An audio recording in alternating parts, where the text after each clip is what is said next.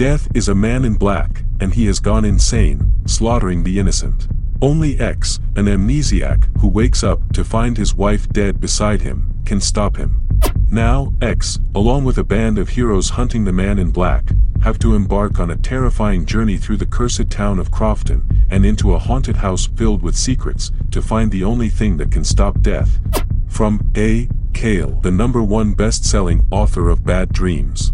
COFFIN X, a terrifying novel of dark fantasy and horror. Now available on Amazon.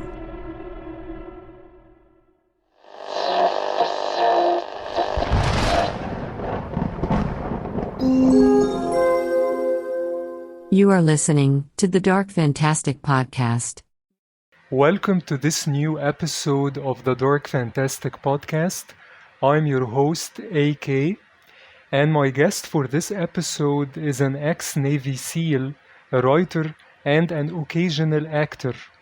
He has worked on such cult classics as Sam Raimi's Darkman, Hard Target, Arlington Road, and is the author of several books and graphic novels, including The Thing from Another Planet, a terrific sequel to John Carpenter's The Thing. Now, a conversation with Chuck Pfarrer.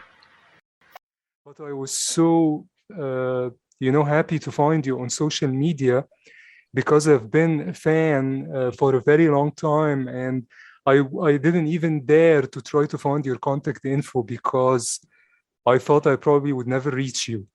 I'm very glad you did, and even when I was very active, I was never really very much of a Hollywood person. I just, I was, of course, I was a producer as well, and I've directed some things, but I mostly consider myself a writer, and that, writers are alone, really. So that's kind of the way I was, But I'm very glad we have a chance to talk. It's nice to make your acquaintance. Thank you very much for being here. Because your journey is very unique in terms of what you did and what you basically wanted to become. Because I know you were studying in medical school. You were studying to be a psychiatrist when you basically sold your first screenplay. I think it was a screenplay about Ernest Hemingway and his time with the Crook factory in Cuba. Right. So that's quite like a strange turn of events, because it isn't strange for a lot of people who wanted to be doctors to actually be creative as well. A lot of writers are actually practicing physicians or scientists or whatever. So that's not really the unique part. The unique part, when I was reading about you, is that I couldn't really tell whether you always wanted to be a writer, but you were somewhat pressured into studying psychiatry or medicine, or it's vice versa.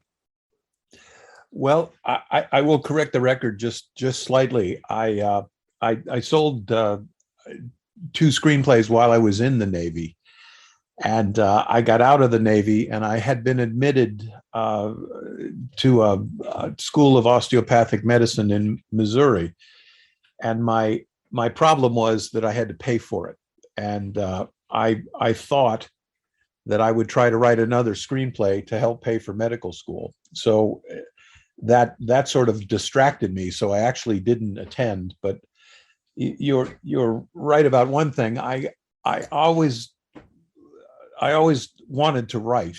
I thought I didn't know if I had a talent for it, but I always enjoyed it. And I did study clinical psychology as an undergraduate, and actually I attended graduate school as well in clinical psychology. But I did that because I didn't think that I could make a living with an English degree. And it's sort of strange. I look back on it now. My wife was a very long time teacher of English and creative writing, and I've often said to her that if I could only have known in college that I would have actually become a writer. I always envy her education in English and literature, and And these are all the things I've had to learn on my own, which one of the greatest things about being a writer is learning to learn about things and researching things. And I think a lot of writers will tell you the best part of their job is learning and researching. So that was my journey, and it's a pretty odd one also. Yeah, and you mentioned that you always saw yourself as a writer, more a writer maybe than someone who wanted to work in the movie business. So, who are your favorite writers growing up? The ones who really made you so passionate about books and writing? Well, I don't think that I really had anyone strange. I think a lot of young men will read the same things that I read. I loved Herman Melville. I loved Joseph Conrad. I love Francis Marryat, who was a Royal Navy frigate captain in the late 1700s, who went on to become one of the greatest writers of the sea.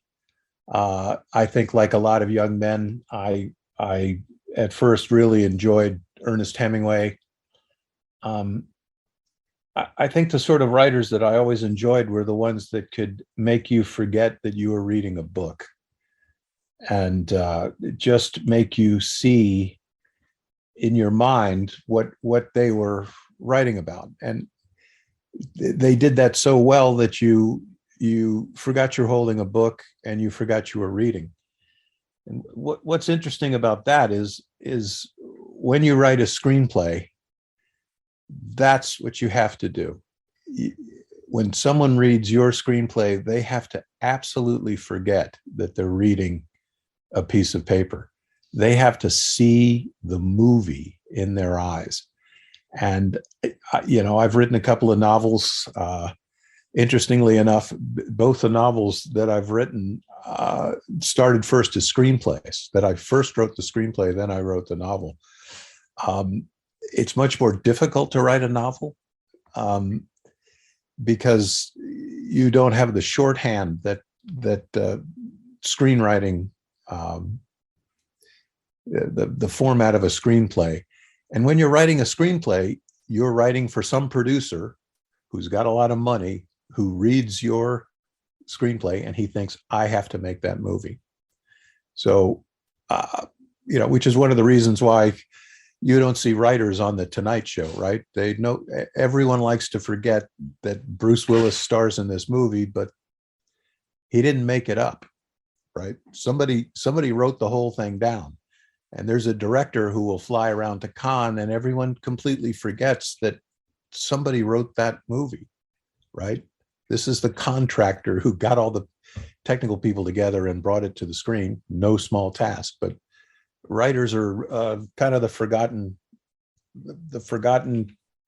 cog in Hollywood, I think. Yeah, I did a lot of work in the film industry, and I've been, on both sides of the fence. And it's you're definitely right, because writers, maybe not as much now, because with a lot of the of the strikes the Writers Guild did, and I think the perception of actually what writers contribute to Hollywood basically has changed in the public consciousness a bit. So I think now maybe writers are held with more esteem than before, at least in the public eye. Maybe not, when it comes to the, I don't know what you call them, the money people. Maybe they don't really appreciate the contributions of the writer.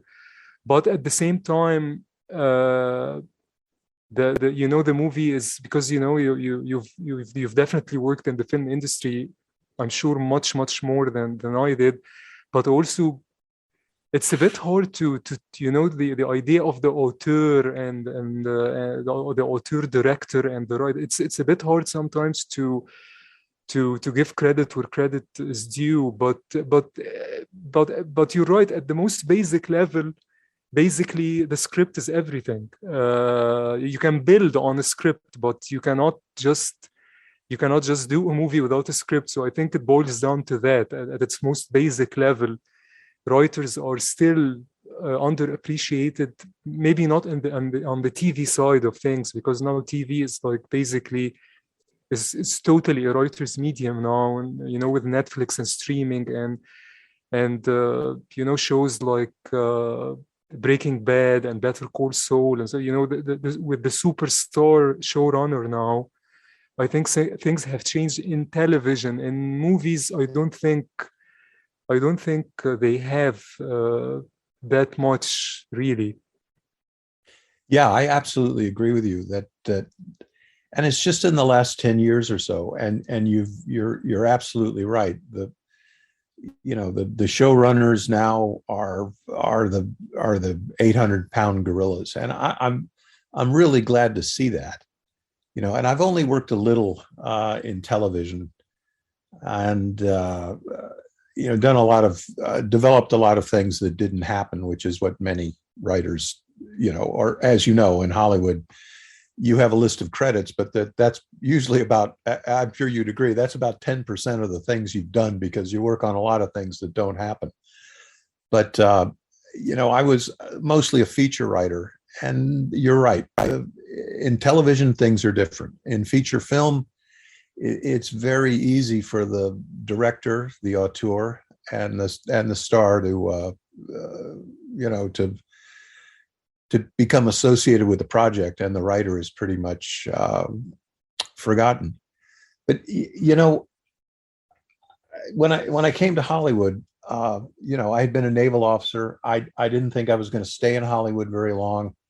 I think for my first couple of screenplays, I really thought, look, I'm going to save some money, and then I'm going to go back to medical school. I'm going to go to medical school, and it was only very slowly that I realized, look, I've got a couple of films in development, and sort of before I knew it, I'd done 7 movies. But I always considered myself, I was a kind of person who just sort of washed up in Hollywood. I'd never planned to do it.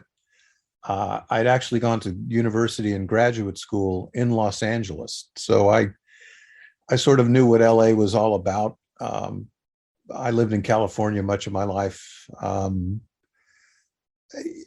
but I never, like I say, I never went to parties. I never really associated with a lot of Hollywood stars. Of course, I worked with some big names on my movies, and knew them and hung out with them when we were shooting a film, but it just was never my thing.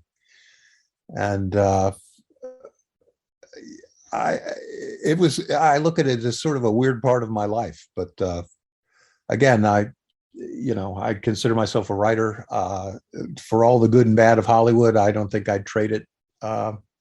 It was a great experience, and I look at writing as something that humbles me every day.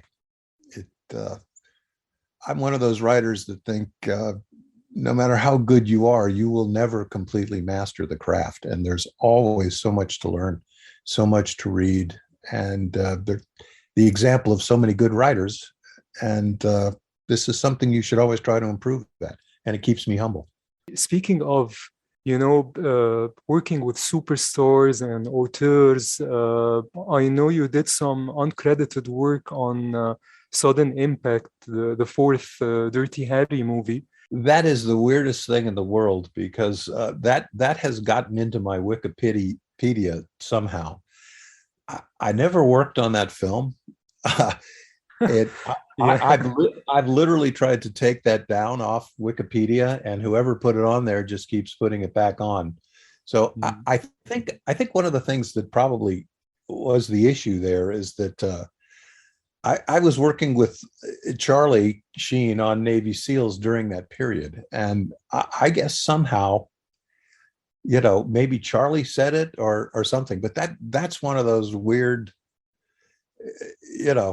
there's the machine in Hollywood, and it says a lot about the machine in Wikipedia as well. So if you see that, folks, and you want to visit my Wikipedia page, and go ahead and take it off and see what happens. Yeah, I actually didn't get that from I don't think I got it from Wikipedia. I think I got it from an interview, a written interview with you, and that was in the introduction to the article that you did this and that, and I could never find you actually saying anything about that project. So that's why I was so excited to actually get to talk to you, because there is nothing on record of you saying anything about working with Clint Eastwood. And I thought, wow, that I'm sure it would have been a big deal, to you if you would worked with Eastwood. So that's why I wanted to ask that question. It's a good question. Look, I would have loved to work with, Mr. Eastwood. I think he's terrific. And, in the course of my life and my boyhood, he went from sort of being a small part in TV Westerns to being a really important director and writer. And his body of work in Hollywood is tremendous. Look, I would have absolutely loved it, but it didn't happen. So yeah. But I thought it would be interesting to know, just considering what you usually write. I wanted to know what you added to that movie, because that movie is one of the weirdest Dirty Harry movies, out of the bunch. So I didn't know what to make of it either. But anyway, I would see a Clint Eastwood movie any day of the week, and I just think he's amazing. Yeah, and speaking of, someone, you said you admire Clint Eastwood, and I usually don't like to get, into politics because I despise politics, always have. But what I admire about Clint Eastwood is that, considering his body of work, he covers a lot of things that might be controversial. He sometimes takes certain positions that you can't really put your finger on it, whether he's on the right or the left or whatever these distinctions actually mean. But that's one of the things I always admired about him, this kind of individualist, free-thinking type of filmmaking that he usually involves himself in. And I'm talking about that because I think the same applies to you, because your background is very interesting, coming from, a Navy SEAL background, a military background, and your writing is always nuanced to a very large degree when it comes to these things, like your novel Killing Che, which is a wonderful book, and your movie Navy SEALs. I don't know exactly how much you are satisfied with the final product with Navy SEALs. Not at all. Yeah, I guessed as much. Yeah, that hurt, actually. Yeah, so in general, I think when that's one of the things I always liked about your work, and people who think like you in terms of the work, of course, and I'm not talking personally, in terms of what they write or what they produce, is that their work is authentic but not necessarily ideological. People almost don't want to say this in Hollywood, but the politics are literally the third rail.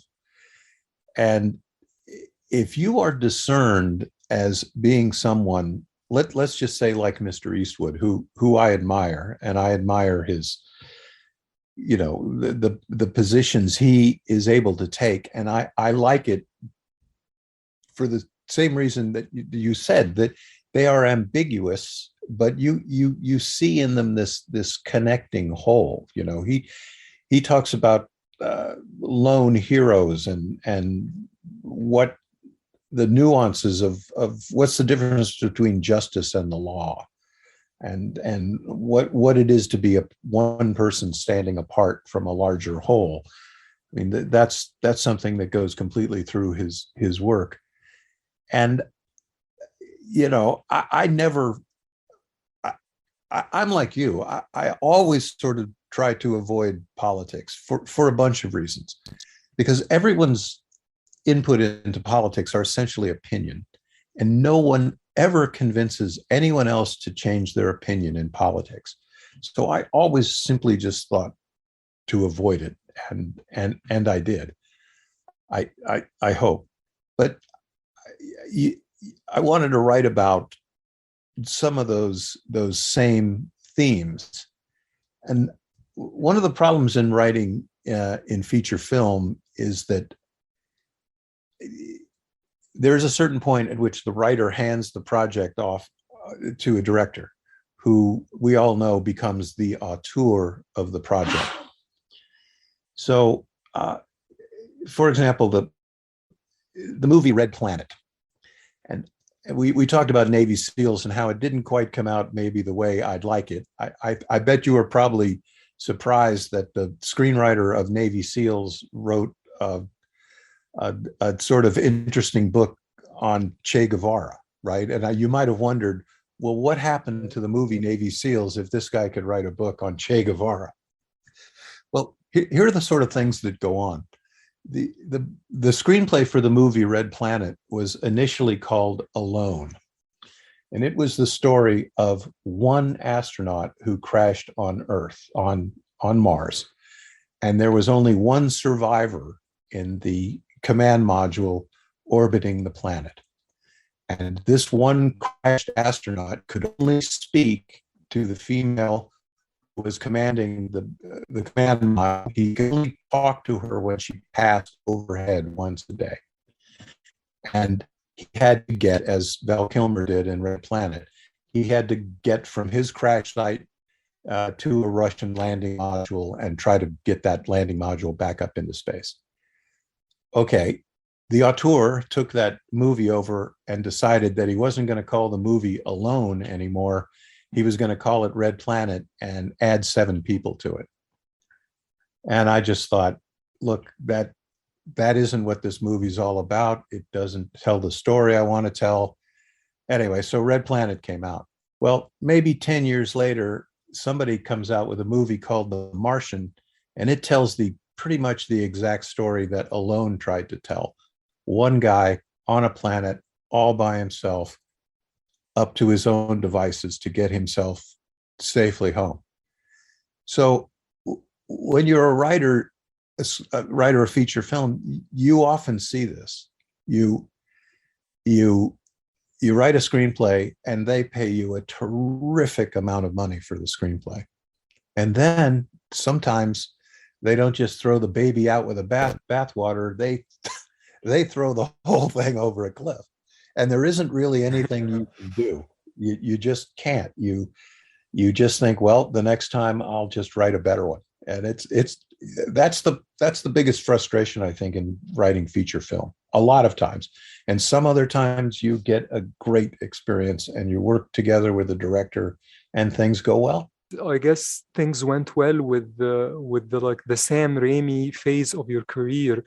But before I jump to that, I want to go back a little bit to Navy SEALs. What about the movie that you personally didn't like, the final product? Well, we had initially, we had Richard Marquand assigned to direct it.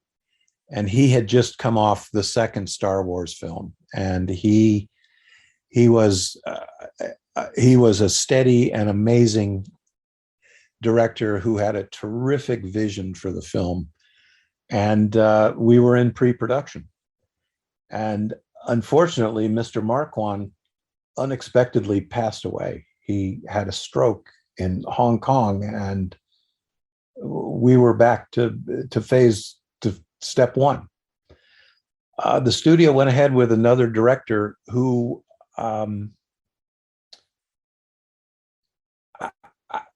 it was very difficult to see the direction that he was trying to take the movie. I was kind of thrown into the mix there. It isn't very often that writers are on the set. I've been pretty lucky in my career in that most of the movies I've made, I've had a hand in producing them, and I've been on the set. In the course of Navy SEALs, I had 7 of my SEAL friends. We went to Spain and the East Coast of the United States to make the movie. And the 7 Navy SEALs that I had with me, we did all the stunts in the movie. We were technical advisors on the film. And there was a point at which the director lost control of the cast. People, the actors became pretty dissatisfied with the sort of choices the director was making. He seemed to always go for the most obvious thing. He had an idea that somehow Charlie Sheen should be the young, reckless character who nobody can trust, and he has to earn his way onto the team. And as often as I tried to tell him that, look, we don't have people like this in the SEAL teams. It doesn't happen. You don't come in as this young, reckless, dangerous operator, because instead of thinking us as a bunch of guerrillas with machine guns, these people tend to be the best and the brightest individuals in the military. These are very intelligent people who understand that what they do is the surgical application of violence. We don't have crazy people. They don't last. They don't make it through training. And if somehow they do, they're kicked out. These are extremely professional, reliable people who are ordinary people with ordinary problems, but they do superhuman things. And I kept trying to say, look, that's the story here. That's the story. But the movie didn't come out like that at all. What success it had was simply because the subject matter was completely new. In that day, no one really knew what the SEAL teams were. There'd never been a movie made about them. There'd never even been a book written about them. And, that was my first big mouthful of Hollywood. And, it was kind of tough to see that, that's the way you could work so hard on a project and try to make it as good as you possibly could. And it comes out like that. And I might have gotten out of the business actually after that. But at the same time that I was watching Navy SEALs do what it was going to do, I had the wonderful, wonderful opportunity to work with Sam Raimi, who, as you know, a storied director in Hollywood, a creative genius, and one of the nicest guys you'd ever want to work with. And, Sam and I were able to work on 3 movies together. I went from dealing with a director who was jealous of better ideas, who would almost go out of his way to do what he thought, especially if someone had a better suggestion, to someone like Sam, who is always willing to listen to whatever's best, always. And I didn't always get my way with Sam, but you know what? The movie always came out very well. And working with him was one of the best experiences of my life. So that's sort of like the top and the bottom of what you're going to deal with as a feature film writer. And again, if you're a showrunner, on an ongoing television series, you are the 800-pound gorilla, right? It's not the director, it's you. Because I've always been a big fan of Sam Raimi's work since I was a kid, basically, and through his movies, even maybe as a teenager, I began to notice your name, in the credits, and some of my favorite movies at the time, and some of them are still my favorites to this day. So that's how I actually came to, associate, to take notice of your name and to associate it with quality, basically, because I think the idea of being a fan of someone now, the idea of fandom and fanboys and fangirls and all these terms don't mean much really, but to me, at least, the idea of being a fan of someone basically means that you trust that, person. When you see the name of that person in the credits or, above the title, like, John Carpenter's whatever, or written by, someone, you're familiar with, and you repeatedly, watch one movie or come across one movie after another, that you begin to notice that that person actually means quality. You can trust anything that's associated with that person, which is of course a bit tricky in Hollywood, I know, because sometimes the director or the writer that you are a fan of doesn't really have control over the product. But in your case, with the exception of Navy SEALs, which is a movie I'm not really that interested in that genre in general, and I wasn't really that fond of it. All the other movies that had your name on them, even Virus, which is a very flawed movie, I also found entertaining. But that's how I came to know your work, and to actually later on get to move on to your writing, in terms of the novels and the comic books. But that period with you working with Sam Raimi was really like a golden period. And from what you're saying, I guess that's why the movies that came out of that collaboration were that good, because you were simpatico, I think, to some degree. Yeah, absolutely. And Sam had come to Hollywood after Evil Dead, and I do think of it as a golden time, because Navy SEALs was in pre-production, and Sam was scrabbling around town trying to get Darkman set up. And I was very, very lucky that Sam had read an earlier draft of Navy SEALs and really liked it. And we had lunch and with his production partner, Rob Tappert.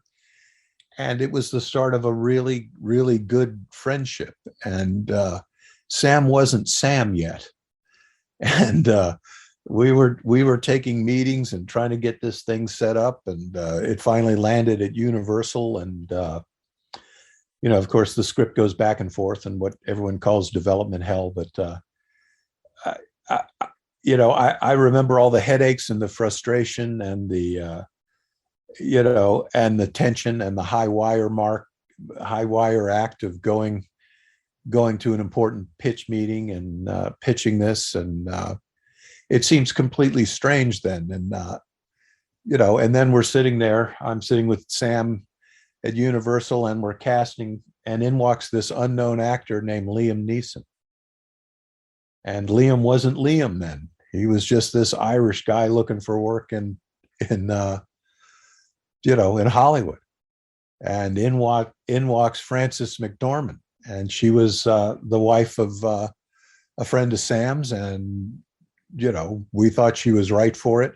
And it was that long ago. It was in a galaxy far, far away, but it was a wonderful, wonderful time. And if you can work with someone like that, then you're really, really lucky in your life. And Sam's just a great guy. He's still a great friend, and I wish him all the best. So what was your working relationship like? Because you did Darkman with him, and you also contributed to the writing and the acting in Hard Target, which he produced through his company. What you said, 3 projects. What was the third project? Let's see. We did Darkman, Hard Target. Good Lord. That's pretty bad when you can't remember all your movies.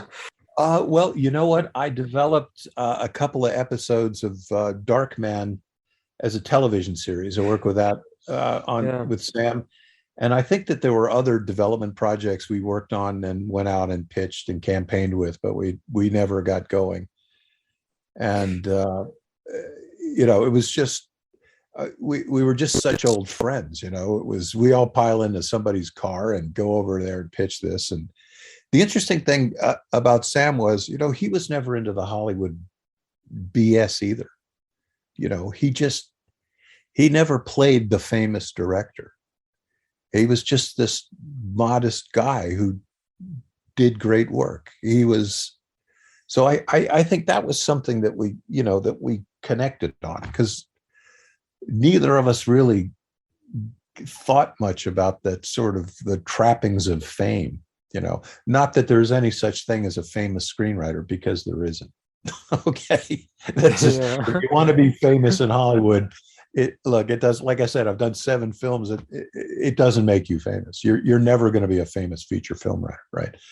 So, but it's just so terrific to work with Sam and Rob too. His partner was a great guy, and another guy. Not there you know what a Hollywood producer acts like, and that wasn't Rob. He wasn't like that. He was quiet. He was competent. He got stuff done, and a great guy to work with.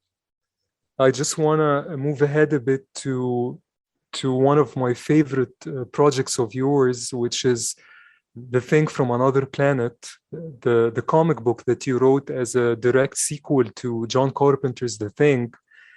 And I just love that graphic novel. I love it so much. And I'm not a huge comic book guy. I read comic books, I'm just a casual fan. But that book came to my attention actually when I was, I think, watching a panel or something, Q&A with John Carpenter. And they were talking about if he would ever think about doing a sequel to The Thing, because of the ending. The ending of The Thing is very bleak, and it's very ambiguous. So he mentioned in that Q&A that the best sequel idea to The Thing had already been written. And it was in the form of a graphic novel called The Thing from Another Planet. And he said that if he ever made a sequel, he would actually use the ideas and how that book actually overcame, the way they painted themselves into a corner a bit with the ending of The Thing. So he basically considers it canon, and he basically considers your book, The Thing from Another Planet, as like the official sequel.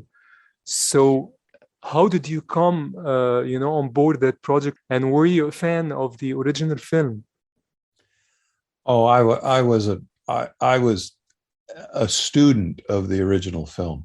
It to me was one of the best science fiction films of all time, right up there with the original Alien, which, by the way, it preceded by a couple of years.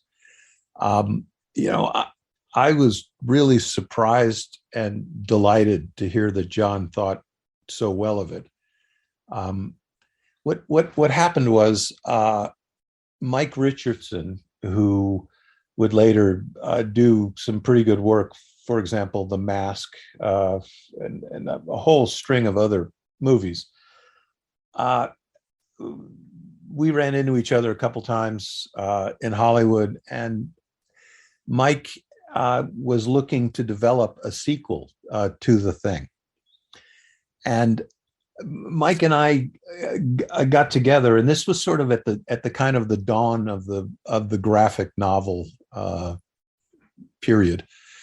And as you pointed out about writers now and showrunners, it's always sort of been in graphic novels that the writer is tended to be called the creator, and you sort of get more jack, as it were, for doing this. And Mike asked me if I'd put together a graphic novel that dealt with a sequel to The Thing. And I said, God, I'd love to. And I went home and gave it some thought, and studied the film again, and looked at whatever threads were remaining, and put together the graphic novel, which was, as you know, it picked it up pretty much like, I don't know, 4 or 5 hours after the end of the movie. I said that I wasn't really a fame chaser during my career. The graphic novel had a really good reception. And Mike said, look, why don't you come down to Comic-Con in San Diego and talk about the talk about the graphic novel. And I was really busy working on something else. And I said, look, I can't make it.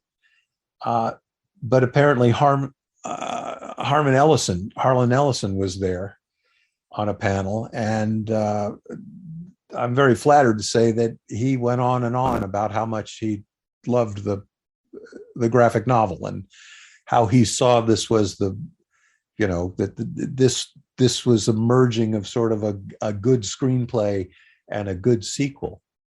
And I think one of the reasons that happened is if you write a good graphic novel, it's almost like the storyboard for the film coming alive. And I did hear later that John Carpenter really liked it, and we did try to get it going in Hollywood, but I think Universal, they kind of, I don't know why, they didn't really rise to the occasion. I didn't even get a chance to adapt it as a screenplay, but the movie that you would have gotten if you read those graphic novels, that's the movie you would have gotten. And it was one of those missed opportunities, because I just would have been as delighted as possible to work with John, because he's one of the greats. He's one of the greats. Yeah, I think for the fans, because I think it came out in 91, I really wanted to highlight, on this episode of the show, I wanted to highlight this graphic novel, because for fans of the movie, I think it's written with lots of attention to detail, and again, as Carpenter mentioned, it's like the cleverest basically progression after how that movie ended. And I think fans need to rediscover it now, because it's readily available everywhere. It came out in many editions, and it also showcases your style of writing, which is a bit minimalist. It's very clear-eyed, to the point. Maybe you would even call it hard-boiled. It's story, it's dialogue, just very precise. So even as an introduction to your work, I think it's great. Well, thank you. When you're writing a graphic novel, a certain sort of graphic novel, science fiction like that, you don't get a lot of exposition in the dialogue, and it does have to be sort of hard-boiled and extremely, I guess the word is concentrated. But I'm very flattered that you liked it, and again, it's one of those things one of the things I find about writing is you can't do it to be famous, and it's not very often that a writer gets to hear from the readers, the consumers, that they really like, that they really like your work, because reading is a very private thing. And even reading a graphic novel, it's a very private thing. It's not done in a theater with 600 other people. It's done in the privacy of one's home, or even sitting on the subway or wherever you are. But I love to take people on that journey. I love to take people through a story and make them feel things, and hopefully at the end you make them see things a little differently. That to me is that's the process. To me, that's my profession, and it's what I love to do, and I've been lucky enough to get to do it. So, and like I say, the craft keeps me humble. It keeps me humble. And after that, a couple of years after that, you wrote the Jackal remake of the Jackal, starring Bruce Willis, Richard Gere, and the amazing Sidney Poitier, one of my all-time favorite actors. Me too. So, were you involved in the production of that movie? And do you have any great stories of working with these actors? Well, I can tell you one thing, that I have never met a more elegant, friendly, approachable gentleman than Sidney Poitier. And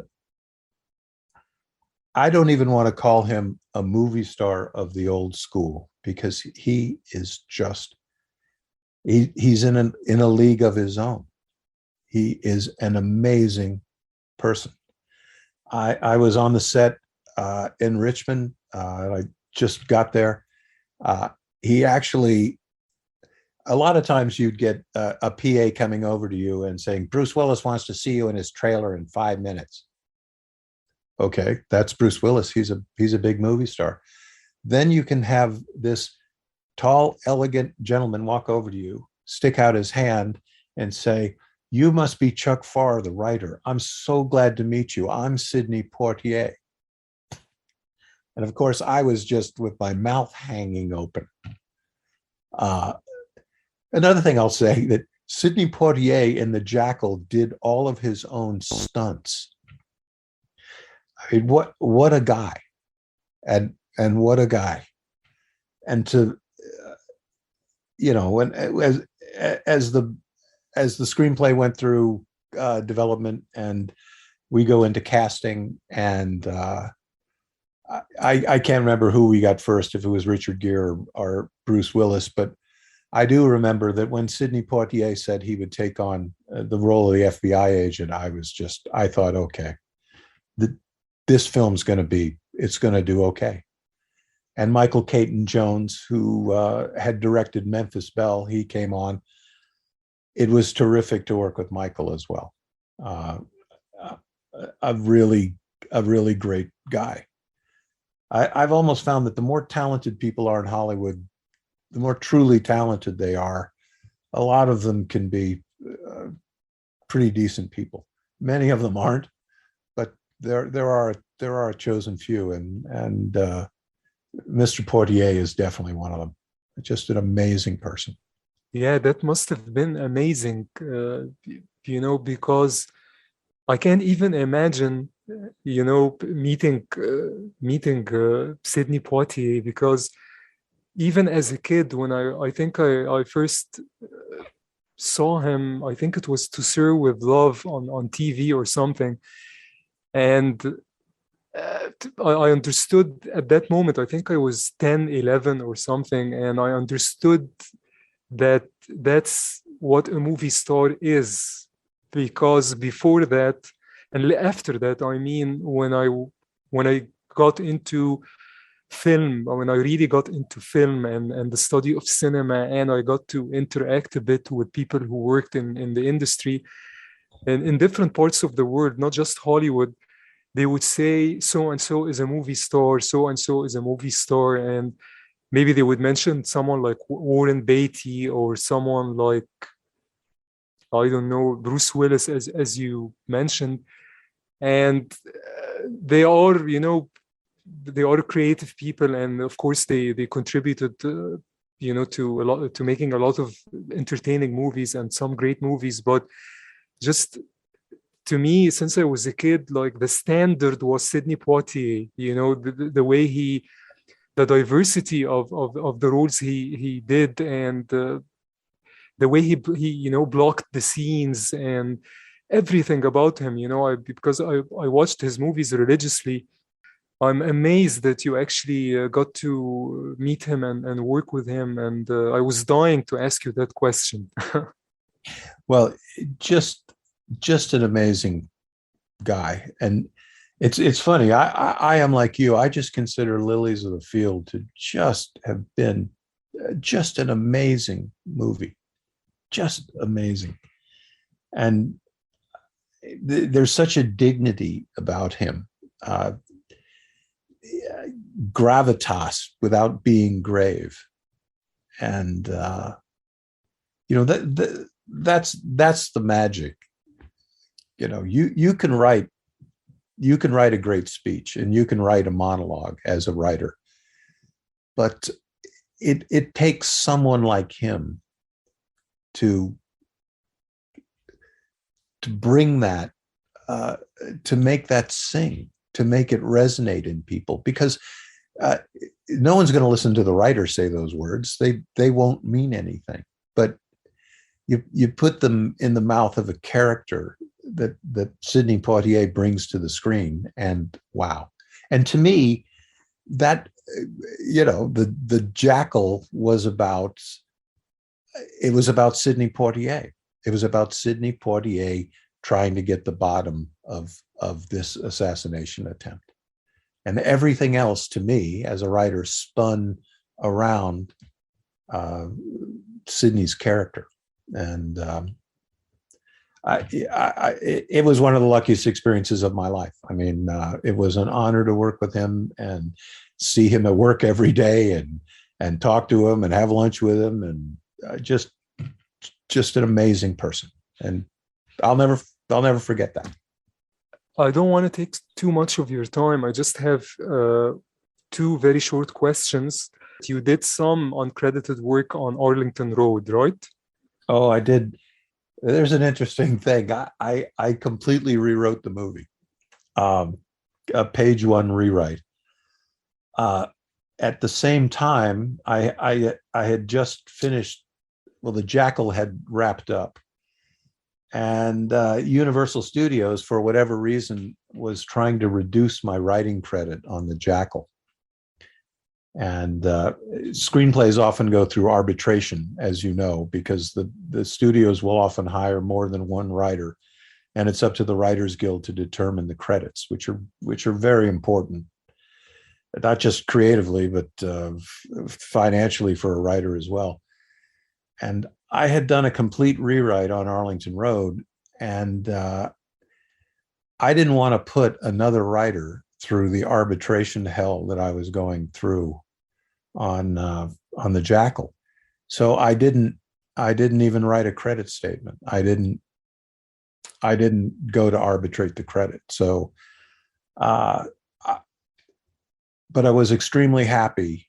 That it's funny, I'm not credited on Arlington Road, but when I watch the movie, I see my screenplay. The screenplay that they shot was the one that I handed into them. So that's how weird Hollywood is, right? You don't get credit on a movie that you wrote every word on, and you have to fight for credit. Sometimes you don't get credit, and sometimes they try to take away your credit. It was just a very odd thing. But I was very happy with the way that movie came out, and Tim Robbins, of course, made it. I had a chance to be able to delve into a lot of politics there, because you could put it in the mouth of a villain, and you could make people think. And one of the things I did like about it is to try to make Tim Robbins' character. I tried to make people sort of somehow see that the stuff he was putting forward was seductive, but it wasn't right. You almost saw what he thought was right, but it isn't right. But you saw him sort of try to persuade people. Anyway, that was a good movie. I don't want to say that all because of me. I didn't come up with the idea. I just rewrote the screenplay. So, but that was a film I was very happy with. Yeah, I'm actually a big fan of Mark Pellington, the director, and hopefully I'm gonna have him on the show soon. And no, tell him I said hello. We never crossed paths, but I was very happy that he liked the rewrite, and tell him hello from me. Yeah, definitely. You never met him? No, I'm sure we talked on the phone. It's here's another interesting thing. There's a certain point in Hollywood and everyone's career when you move out of town, right? It takes a certain amount of daring for your agent to say, well, Chuck's not in town. About midway through my career in Hollywood, I moved to Florida because I just sort of had enough with Los Angeles. And like everyone who's ever lived in LA, and like I said, I went to university and graduate school there. You know, I love and hate LA. But that was the point. Right about that time that I worked on Arlington Road, I had moved out. And it's one of the things that kind of does something good for your career, actually, because people think, wow, well, he's so successful, he doesn't want to live here anymore. But tell Mark I said hi, and I'm sure he'll remember. We did talk a number of times on the phone. So Yeah, hopefully he'll be on in a couple of weeks. He seems like a very, very nice guy, and I never met him, of course, and I'm just a huge fan of his work, and I'm glad I got a chance to ask you about Arlington Road, because that script, that story is just it's I can't even imagine how you would go about writing something like that, because the it's like an existential kind of 70s thriller, with it's unique somewhat. It's one of the better paranoid thrillers that came out of that time, because that time everything was about the end of the world and Y2K and all that nonsense. yeah, And Arlington Road actually went into a completely different kind of genre with the paranoid thriller of the 70s. And it could have gone wrong, because the yeah, things just a touch here or there, it would have gone over the top. But I think, as you mentioned, because I think of you're not a Hollywood person, and you have such a genuine life experience, and you know what you're talking about when you mention some of these, terroristic aspects of life, someone who comes from a military background. So I think that grounded the movie a bit, because if someone else had written it, because I think you know what I'm talking about, the problem with Hollywood when it deals with these types of situations or stories, usually they are written by people of a certain political persuasion and who don't really know what they're talking about. yeah, So it comes off as some kind of rant or unbelievable, or the actors run away with the movie, maybe like they did in Navy SEALs. So I think now it makes sense why that movie was a bit grounded, because I think I didn't know you did a page one rewrite. I thought you just did some tuning of the script. So it makes sense now why that movie was the way it was in terms of writing. Of course, I know Mark's style has a lot to do with it, but the writing also has a lot to do with it. it's funny. So Mark and I never worked shoulder to shoulder, but he's exactly the kind of director that I would jump at the chance to work with again, because as the rewrite went in, he had an idea of where he wanted it to go to begin with, and when we talked about what how Tim's role had to be seductive, and how you had to see that Tim either really believed the things he was telling people, or he didn't at all. He was just was he someone who considered himself to be a patriot, or was he just a psychopathic nihilist? And that was territory that I loved to cover. I just loved it. So you can work extremely close with a director. In fact, Arlington Road was one of the only pictures that I ever did that I wasn't on the set for, that I didn't go to. I didn't work on the movie. But and again, I don't have credit for it, but I was very proud of the work, and delighted that Mark did, God, such a wonderful job. I don't mind calling him the auteur at all. He delivered a splendid movie, and you're right. In other hands, it would have been terrible. It would have been television. Yeah, it had this, I don't know. I think it's probably a combination of your writing and his and the way he tells stories, but it had this touch of not dark humor, but it had a touch of like dark energy to it, with the idea of the Boy Scouts and how the terrorists are basically recruited as kids through this kind of, Boy Scout thing. And there is this aspect of it that's just, again, I don't want to say it's darkly humorous, but there's a dark energy to it, a dark wit to it, I guess. Was that intentional on your part a bit? Oh, absolutely. I wanted to, when a great way to get audience into the project and on the edge of their seat is if you're watching an ice skater, that's one thing, and you watch their technical perfection as they do their moves and jumps. But if you watch that skater skate close to the thinnest of the ice, close to the edge of the pond, you won't be impressed anymore. You're going to be biting your nails. And I wanted to do that. I wanted to push it as far as I could into the edge. And again, in terms of the director of Navy SEALs, I unfortunately I worked with a very unimaginative, egocentric,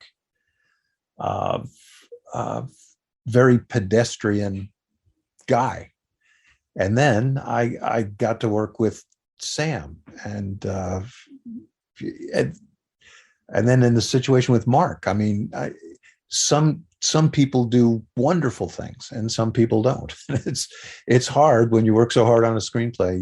You don't really know how it's going to be. And again, this is a feature film, and I think that's a unique animal with unique problems. Yeah, I know we are running a bit over time, so I just want to ask you about what you're working on now. Well, I've been working on a couple of things. I think one of them is kind of well, I'll go back a little bit. One of the things I was happy to have written a while back was it's called Philip Nolan, The Man Without a Country, and it was essentially expanding the very famous short story written by Edward Everett Hale of The Man Without a Country. It was a story of a man who early in the Republic of the United States became associated with one of America's greatest traitors, a man named Aaron Burr. And because of his association, he was condemned in secret and exiled from the United States. The hero of the story, Philip Nolan, and he was kept on a series of American ships. And his sentence in his court-martial, Philip Nolan said, "I never, goddamn the United States, I never want to hear those two words again as long as I live." And they court-martialed him and said, "You'll never hear those two words again." And they put him on a series of Navy ships, and no one could ever talk to him of home again. And I wrote almost a master and commander story of expanding on the short story and telling the story of Mr. Nolan's life and death in exile. And I'm beginning to write another novel dealing with Philip Nolan, telling his story of his worldwide exile and the things that happened to him. And I love the idea of doing that because in the age of Guantanamo Bay, this was 200 years ago, and it talks about what is patriotism, what is love of country, and what sort of things does your country have the power to do over you? And that always interests me. One man against a nation. That's interesting to me. Yeah, you must love the films of Frank Capra then. Oh, I do. I do. Those, that's what I say. What keeps me humble? I can't hold a candle to that, but I can try, and I like the fight. I like the fight, and it always amazes me that there was a point in Mr. Capra's career where they called his work Capricorn, right? People didn't take it seriously, and I would just say that his work has aged pretty well. It's aged pretty well. And there is a real auteur to me, as a person who wrote the screenplay and then showed up on the set every day to marshal the resources and all the literally hundreds of talented people that it takes to make a movie. And, you always see movie stars sitting on the couch of the Tonight Show saying it's such a crazy business, but making a movie, as you know, it's at least 12 hours a day, 6 days a week, and it is tough, as you know, Ahmed. It's hard work. Just being able to reach out to you and to talk to you, it means so much to me that you actually took the time to come on the show and to give me this opportunity to talk to you. Ahmed, it was my pleasure. And listen, let's talk again, because it was really wonderful to share views with you. And this is obviously something you love and you know a great deal about. And it was just wonderful to talk to you. And I'm happy to come on whenever you'd like me. In the darkest hour,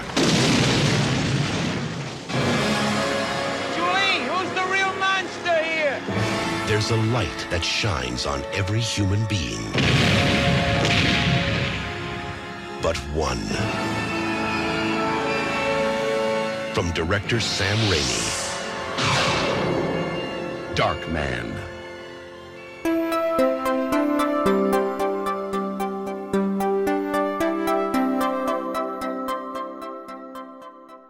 Thanks for listening, and please join me again for another episode of the Dark Fantastic Podcast.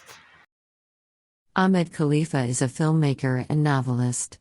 He is the writer-director of several short films and a feature, released on Netflix, and the author of a number of novels and short stories, including Beware the Stranger, available on Amazon.